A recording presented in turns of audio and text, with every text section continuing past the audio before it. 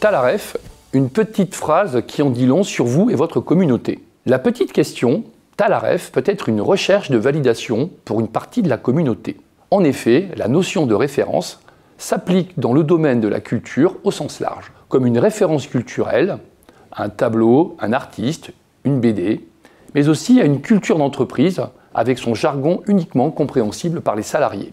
La référence peut aussi prendre la forme d'un lien qui unit le groupe aux événements d'une soirée mémorable, passée entre amis. La question Talaref peut être une question point de départ d'un rite initiatique pour intégrer une communauté.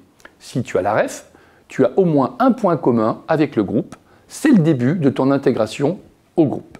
Poser la question peut révéler des intentions moins bienveillantes. En effet, la question repose sur un biais cognitif appelé erreur fondamentale d'attribution.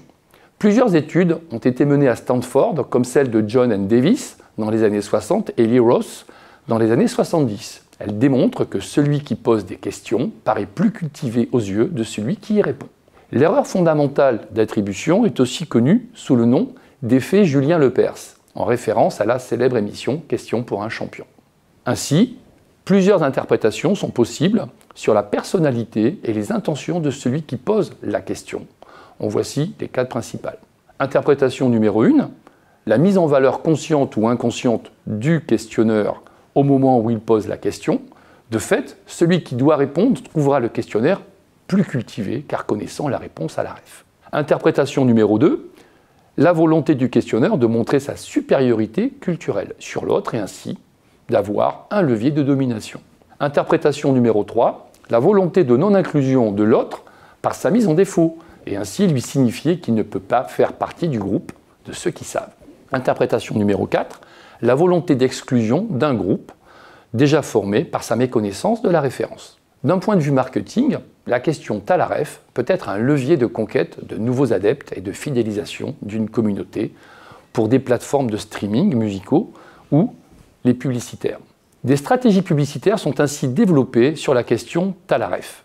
Une plateforme de streaming musical utilise à dessein ce levier en proposant une playlist Talaref qui peut se comprendre comme une invitation à venir valider ses connaissances musicales et en fonction des écoutes, s'abonner pour rester dans la tendance et connaître les refs. La marque Clairefontaine utilise la petite phrase comme un clin d'œil au langage actuel de la cible dans sa campagne de septembre 2023. La ref, dans ce cas, signifie que l'on connaît ou reconnaît une référence sans forcément la nommer, juste en visualisant le logo ou le set de la marque.